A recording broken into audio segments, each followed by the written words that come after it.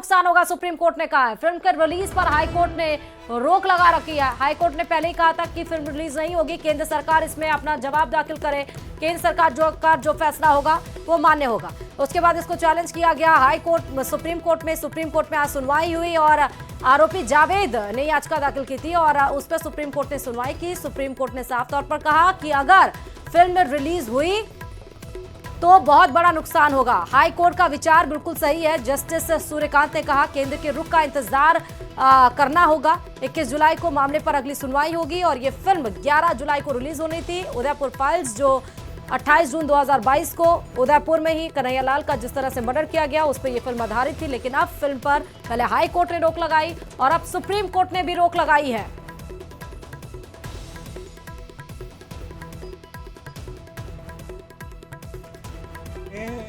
जो कमेटी है उसको इस किस्म का कोई भी डायरेक्शन नहीं दिया है। एडवोकेट गौरव भाटिया जी ने इस बात पर प्रेस किया कि अगर 24 घंटे में कोई डिसीजन वहाँ से नहीं आता है तब आप हमको कोई रिलीफ दे सकते हैं। तो उस पर भी ऑनरेबल सुप्रीम कोर्ट ने यही यूनानिमस डिवीज़न जजमेंट में दोनों ऑनरेबल जजेस ने यही बात बोली कि हम इस तरह से इस चीज़ में जल्दीबाजी नहीं कर सकते हैं।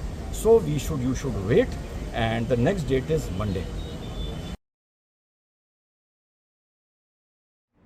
सुप्रीम कोर्ट का आज एक डिसीजन आया है जो कि पिटीशन लगी थी उदयपुर फाइल्स के लिए उस पर कि जिस तरीके से हाई कोर्ट ने एक ऑर्डर दिया था कि मूवी पर जो डिसीजन है वो केंद्र सरकार लेगी, मोदी सरकार लेगी, तो उसी तरह सुप्रीम कोर्ट ने भी कहा कि इसका जो डिसीजन है वो केंद्र सरकार ही ले, मोदी सरकार ही ले।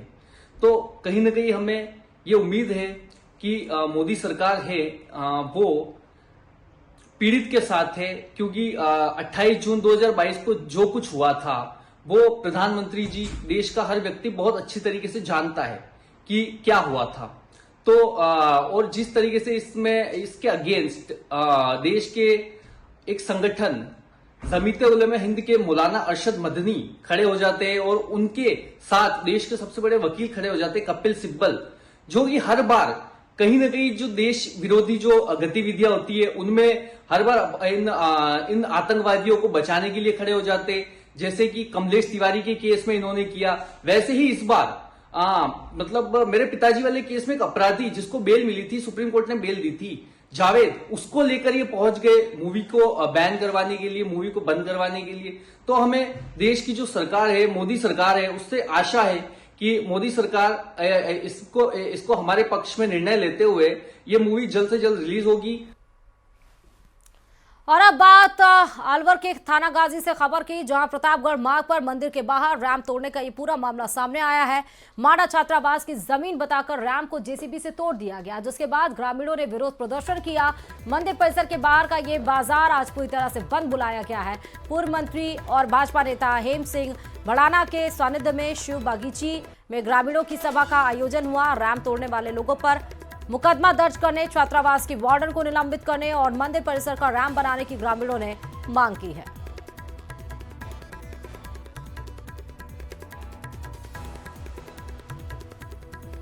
तोड़ना या मंदिर के किसी रास्ते में सीढ़ियों को तोड़ना, ये बड़ा दुर्भाग्य की बात है। हम हिंदू धर्म के पुजारी हैं और हमारी आस्था का केंद्र है सनातन धर्म।